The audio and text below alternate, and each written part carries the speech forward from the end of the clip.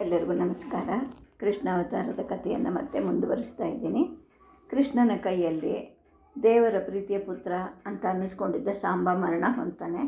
ಆ ನಂತರ ಅವನಿಗೆ ಗೊತ್ತಾಗಿದ್ದ ಹುಡುಗಿ ರೋಹಿಣಿಯನ್ನು ಇವನು ಮದುವೆ ಆಗಬೇಕಾಗಿ ಬರುತ್ತೆ.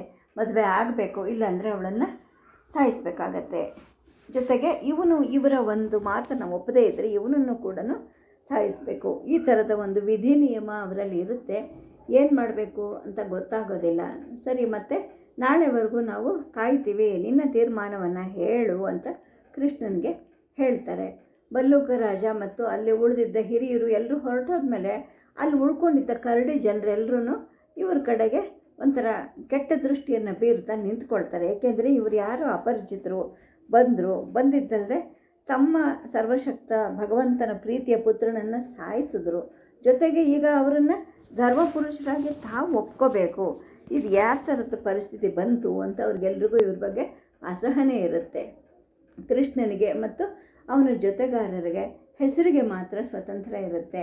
ಕಾವಲುಗಾರರು ತಮ್ಮ ತಮ್ಮ ಕರಡಿಗಳ ಜೊತೆ ಸ್ವಲ್ಪ ದೂರದಲ್ಲಿ ಇವರನ್ನು ಕಾಯ್ತಾ ನಿಂತಿರ್ತಾರೆ. ಇವರು ಎಲ್ಲಿ ಹೋದರೂ ಕೂಡ ಅವರು ಹಿಂಬಾಲಿಸ್ತಾ ಇರ್ತಾರೆ.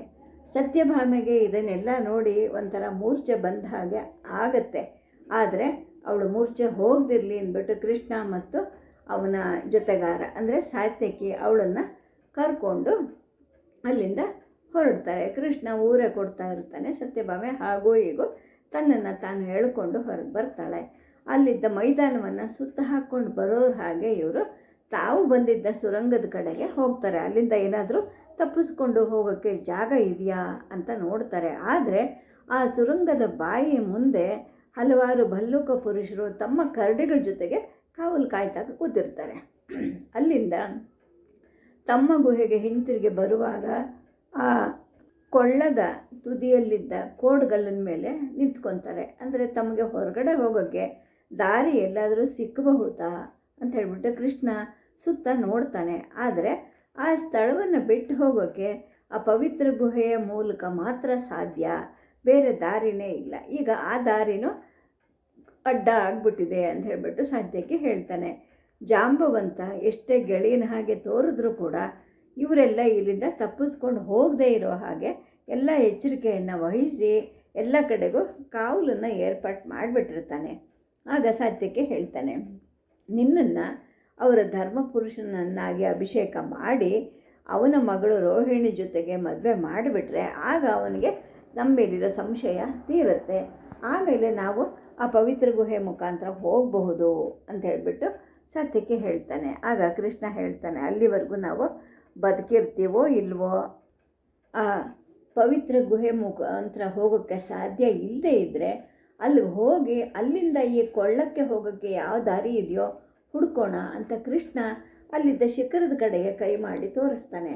ಆಗ ಸತ್ಯಭಾಮೆ ಹೇಳ್ತಾಳೆ, ಅಲ್ಲೇ ತಾನೇ ಆ ಕಾಲಕರಾಳ ದೇವರು ಅಂತ ಹೇಳಿದ್ರಲ್ಲ ಅದಿರೋದು, ಆ ದಾರಿಯಲ್ಲಿ ನಾವು ಹೋಗೋಕ್ಕೆ ಸಾಧ್ಯನೇ ಇಲ್ಲ ಅಂತೇಳಿ ಹೇಳ್ತಾಳೆ. ಅಲ್ಲಿಂದ ಕೊಳ್ಳಕ್ಕೆ ಇಳಿದು ಹೋಗೋಕ್ಕೆ ಏನಾದರೂ ದಾರಿ ಇರಬಹುದಾ ಅಂತ ಸಾಧ್ಯಕ್ಕೆ ಯೋಚನೆ ಮಾಡ್ತಾನೆ. ಇರಬಹುದು ಅಂತ ಕಾಣುತ್ತೆ. ಒಂದು ವೇಳೆ ಇಲ್ಲದೇ ಇದ್ದರೆ ನಾವೇ ಒಂದು ದಾರಿಯನ್ನು ಸಿದ್ಧ ಮಾಡಿಕೊಳ್ಳೋಣ. ಈಗ ನಮ್ಮ ಗುಹೆಗೆ ಹೋಗಿ ನಾವಲ್ಲಿ ವಿಶ್ರಾಂತಿ ತಗೋಬೇಕು, ಮುಂದೆ ನಮಗಿನ್ನೂ ಕಷ್ಟದ ಸಮಯ ಬರುತ್ತೆ ಅಂತ ಹೇಳಿಬಿಟ್ಟು ಹೇಳ್ತಾನೆ. ಸರಿ, ಅಷ್ಟೊತ್ತಿಗೆ ಸೂರ್ಯ ಮುಳುಗೋ ಒಂದು ಸಮಯ ಬರುತ್ತೆ. ರೋಹಿಣಿ ಪಕ್ಷಿಗಾನವನ್ನು ಉಲಿಸ್ತಾಳೆ. ಅಂದರೆ ಆ ಹಾಡಲ್ಲಿ ಅವಳಿಗೆ ಏನೋ ಒಂದು ಸಂತೋಷದ ಆದಾಗ ನುಡಿಸತಕ್ಕಂತಹ ಒಂದು ರಾಗ ಇರುತ್ತೆ. ಅಂದರೆ ಅವಳ ತಂದೆ ಕೃಷ್ಣನಿಗೆ ಇವಳನ್ನ ಮದುವೆ ಮಾಡ್ಕೊ ಅಂತ ಹೇಳಿರ್ತಾನಲ್ಲ, ಅದು ಬಹುಶಃ ಅವಳು ಕೇಳಿಸ್ಕೊಂಡಿದ್ದಾಳೆ. ಹಾಗಾಗಿ ತನ್ನನ್ನು ಸ್ವೀಕರಿಸು ಅಂತ ಹೇಳ್ತಾ ಇದ್ದಾಳೆ. ಅದಕ್ಕೆ ಇಷ್ಟೊಂದು ಸಂತೋಷದ ಗಾನ ಅಂತ ಕೃಷ್ಣ ಊಹೆ ಮಾಡ್ತಾನೆ. ಇವನು ಕೊಳಲನ್ನು ತಗೊಳ್ತಾನೆ, ಒಂದು ಕ್ರೋಧಪೂರ್ಣವಾದ ಪುರುಷರಾಗವನ್ನು ನುಡಿಸ್ತಾನೆ. ಅಂದರೆ ನನಗೆ ಅದು ಇಷ್ಟ ಇಲ್ಲ ಅಂತ ಹೇಳ್ಬಿಟ್ಟು ಇವಳು ಒಂದು ಕರುಣಾಮಯವಾದ ರಾಗವನ್ನು ತನ್ನ ಬಾಯಿಂದ ಹೊರಡಿಸ್ತಾಳೆ. ಕೃಷ್ಣ ಮತ್ತೆ ಕೋಪದಿಂದ ಇನ್ನೊಂದು ಧ್ವನಿಯನ್ನು ಹೊರಡಿಸ್ತಾನೆ. ಆಮೇಲೆ ಅದು ನಿಧಾನವಾಗಿ ನಿಂತು ಹೋಗುತ್ತೆ ಅವಳು ನುಡಿಸೋದು. ಇದನ್ನೆಲ್ಲ ಗಮನಿಸ್ತಿದ್ದ ಸತ್ಯಭಾಮೆಗೆ ಕಣ್ಣಲ್ಲಿ ಕಂಬನಿ ತುಂಬಿಕೊಡುತ್ತವೆ. ತಮ್ಮ ಮೂವರನ್ನು ಆ ಕಾಲ ಕರಾಳ ದೇವನಿಗೆ ಬಲಿ ಕೊಡ್ತಾರೆ. ಅಲ್ಲಿಗೆ ತನ್ನ ಕನಸೆಲ್ಲ ಮುಗಿದು ಹೋಗುತ್ತೆ. ವೀರಸತಿ ಆಗಬೇಕು, ಕೃಷ್ಣನ ಹೆಂಡತಿ ಆಗಬೇಕು ಅಂತ ತಾನು ಬಯಸಿದ್ಲು. ಆದರೆ ಇಲ್ಲಿ ಅವ್ಯಾವುದಕ್ಕೂ ಅವಕಾಶನೇ ಇಲ್ಲ ಅಂತ ಮನಸ್ಸಿನಲ್ಲಿ ದುಃಖ ಉಕ್ಕಿ ಬರ್ತಾ ಇರುತ್ತೆ. ಇನ್ನು ಸತ್ಯಭಾಮೆ ಪಕ್ಕದಲ್ಲಿ ಆ ಊರಿಬೇಕು ಕೂತಿರುತ್ತೆ. ತನ್ನ ಒಡತಿ ದುಃಖಗೊಂಡಿದ್ದಾಳೆ ಅಂತಲೂ ಅದಕ್ಕೆ ಗೊತ್ತಾಗಿರುತ್ತೆ. ಆ ಬೆಕ್ಕಿನ ಮರಿ ಮಿನಿ ಕೃಷ್ಣನ ಹತ್ತಿರಕ್ಕೆ ಹೋಗ್ಬಿಟ್ಟು ಅವನ ನೆಲದ ಮೇಲೆ ಮಲ್ಕೊಳ್ಳುತ್ತೆ. ಆಗ ಸತ್ಯಭಾಮೆ ಹೇಳ್ತಾಳೆ, ಪ್ರಭು, ಈ ಬೆಕ್ಕು ಮಿನಿ ನಿನ್ನನ್ನು ಕಂಡು ಹುಚ್ಚಿ ಆಗಿದ್ದಾಳೆ ಅಂತ ಹೇಳಿಬಿಟ್ಟು, ನೀವೆಲ್ಲರೂ ಕೂಡ ಆ ಮಿನಿ ಹಾಗೆ ಇದ್ದಿದ್ದರೆ ಚೆನ್ನಾಗಿರ್ತಿತ್ತು, ಮುಂದೆ ಏನಾಗುತ್ತೋ ಅನ್ನೋ ಒಂದು ಚಿಂತೆ ಇಲ್ಲದೆ ಅದು ನನ್ನ ಹತ್ರ ಎಷ್ಟು ನಿರಾಳವಾಗಿ ಮಲಗಿದೆ ನೋಡು ಅಂತೇಳ್ಬಿಟ್ಟು ಹೇಳ್ತಾನೆ. ಅಂದರೆ ಸತ್ಯಭಾಮೆ ಮತ್ತು ಸಾತ್ಯಕಿಯರಿಗೆ ಕವಿದಿದ್ದ ದುಃಖದ ಕಾಲ್ಗತ್ತಲೆಯನ್ನು ತೊಲಗಿಸ್ಬೇಕು ಅಂತ ಕೃಷ್ಣ ಪ್ರಯತ್ನ ಪಡ್ತಾನೆ. ಅಂದರೆ ನನ್ನ ಮೇಲೆ ನಿಮ್ಮ ಭಾರವನ್ನು ಹಾಕಿ ನಾನು ನೋಡ್ಕೊಳ್ತೀನಿ ಅನ್ನೋದನ್ನು ಅವನು ಸೂಚ್ಯವಾಗಿ ಹೇಳ್ತಾನೆ. ಮಿನಿಯನ್ನು ಹಿಡಿದು ಎತ್ತಿ ಭಾಮೆ ಕಡೆಗೆ ಎಸಿತಾನೆ. ಅವಳು ಅದನ್ನು ಎತ್ಕೊಂಡು ತನ್ನ ಪಕ್ಕ ಮಲಗಿಸ್ಕೊತಾಳೆ. ಆದರೆ ಅದು ಮರುಕ್ಷಣವೇ ಅಲ್ಲಿಂದ ಓಡಿ ಬಂದು ಕೃಷ್ಣನ ಹತ್ರನೇ ಮಲ್ಕೊಳ್ಳುತ್ತೆ. ಆಗ ಕೃಷ್ಣ ಹೇಳ್ತಾನೆ, ನಾನು ಹೇಳಲಿಲ್ವಾ ನಿನಗೆ, ನಿನ್ನ ಎಲ್ಲ ಚಿಂತೆಯನ್ನು ನನಗೆ ಬಿಟ್ಟು ಸುಖವಾಗಿ ಮಲಕ್ಕೋ, ಈಗ ಬೆಕ್ಕು ಅದೇ ಮಾಡ್ತಾ ಇರೋದು ಅಂತ ಹೇಳಿಬಿಟ್ಟು. ಆಗ ಭಾಮೆ ಹೇಳ್ತಾಳೆ, ಅಂದರೆ ನಾವೆಲ್ಲರೂ ಮಿನಿ ಹಾಗೆ ಇರಬೇಕಾ, ಎಲ್ಲ ಭಾರವನ್ನು ನಿನಗೆ ಬಿಡಬೇಕಾ ಅಂತ ಕೇಳ್ತಾಳೆ. ಸಾಧ್ಯ ಆಗುತ್ತೇನೋ ಪ್ರಯತ್ನ ಮಾಡು, ನಿನ್ನ ಚಿಂತೆ ನಿನ್ನ ದುಃಖ ಎಲ್ಲವನ್ನು ನನಗೆ ಕೊಟ್ಟುಬಿಟ್ಟು ನೀನು ಆರಾಮಾಗಿ ನಿದ್ದೆ ಮಾಡು ಅಂತ ಹೇಳಿ ನಗ್ತಾನೆ. ಹಾಗೆ ನಿದ್ದೆಗಳು ಮಾಡಲಿಕ್ಕೆ ಎಲ್ಲರೂ ಹೋಗ್ತಾರೆ. ಬೆಳಕರಿಯುತ್ತೆ.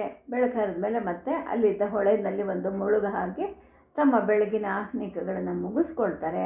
ಗುಹೆಗೆ ಹಿಂತಿರುಗಿ ಬಂದ ಮೇಲೆ ಒಂದು ಮಂತ್ರಾಲೋಚನಾ ಸಭೆಯನ್ನು ಮಾಡ್ಕೊತಾರೆ ಇವ್ರು 3 ಜನನೇ. ಅಂದರೆ ಸತ್ಯಭಾಮೆ ವೀರಪತ್ನಿ ಆಗಬೇಕು ಅಂತ ಒಂದು ಪ್ರಯತ್ನವನ್ನು ಮಾಡ್ತಿದ್ಲು. ಹೇಗೋ ಅಂತೂ ತನ್ನ ಪ್ರಭು ಅಂದರೆ ಈ ಕೃಷ್ಣ ಬದುಕಬೇಕು. ಅವನು ಬದುಕಬೇಕು ಅಂದರೆ ರೋಹಿಣಿಯನ್ನು ಅವನು ಹೆಂಡತಿಯಾಗಿ ಒಪ್ಕೋಬೇಕು. ಕೊನೆಗೆ ಹಾಗೂ ಹೀಗೂ ಗಟ್ಟಿ ಮನಸ್ಸು ಮಾಡ್ಕೊತಾಳೆ. ಕೃಷ್ಣನ ಹತ್ರ ಹೇಳ್ತಾಳೆ, ನೋಡಿ, ಒಂದು ಗಳಿಗೆ ನನ್ನ ಮಾತನ್ನು ಕೇಳಿ, ನೀವು ನಮ್ಮ ಕೈಲಾದದ್ದೆಲ್ಲವನ್ನು ನಾವು ನಿನಗೆ ಅರ್ಪಿಸ್ತೀವಿ.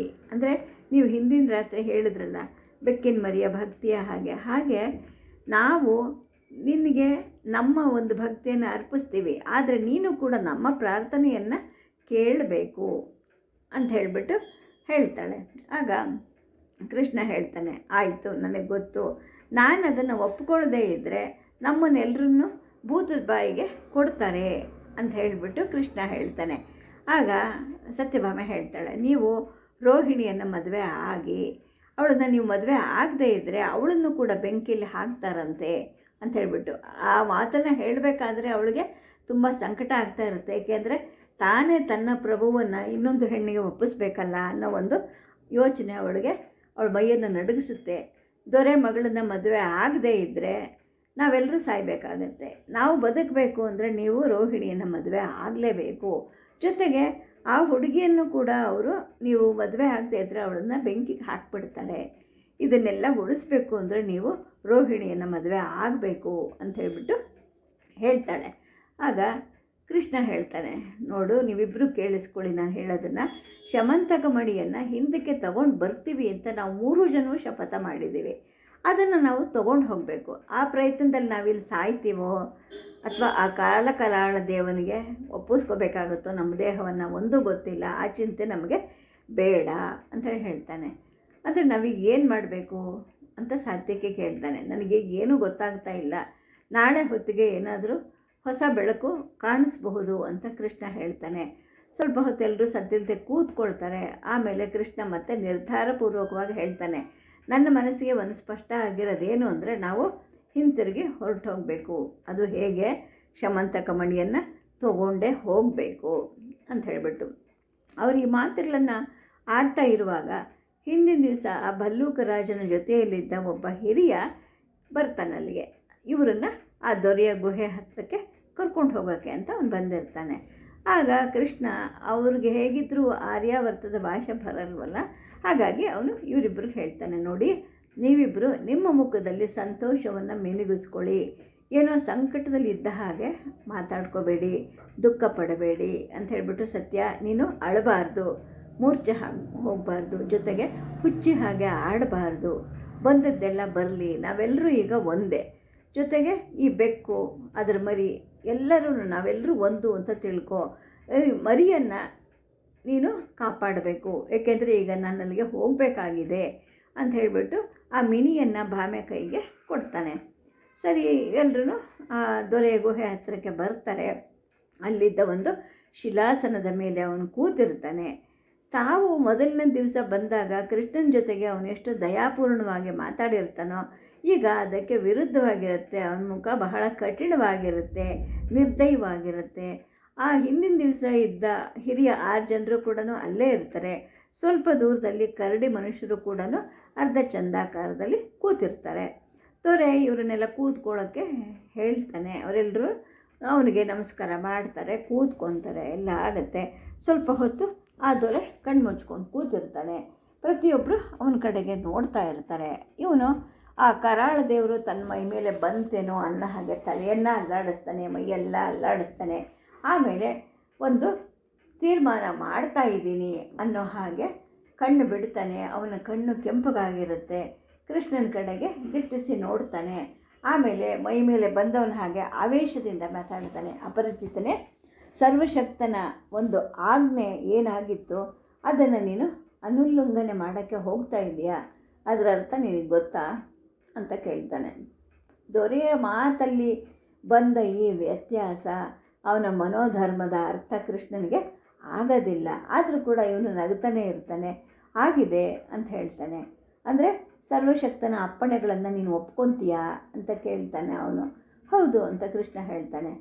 ಸಾಂಬನನ್ನು ಕೊಂದಿದ್ದರಿಂದ ನೀನು ರೋಹಿಣಿಯನ್ನು ಮದುವೆ ಆಗಲೇಬೇಕು, ಇದು ಸರ್ವಶಕ್ತನ ಕಟ್ಟಪ್ಪಣೆ ಅಂತ ಹೇಳಿಬಿಟ್ಟು ಆ ದೊರೆ ಗೌರವಪೂರ್ವಕವಾಗಿ ಹೇಳ್ತಾನೆ.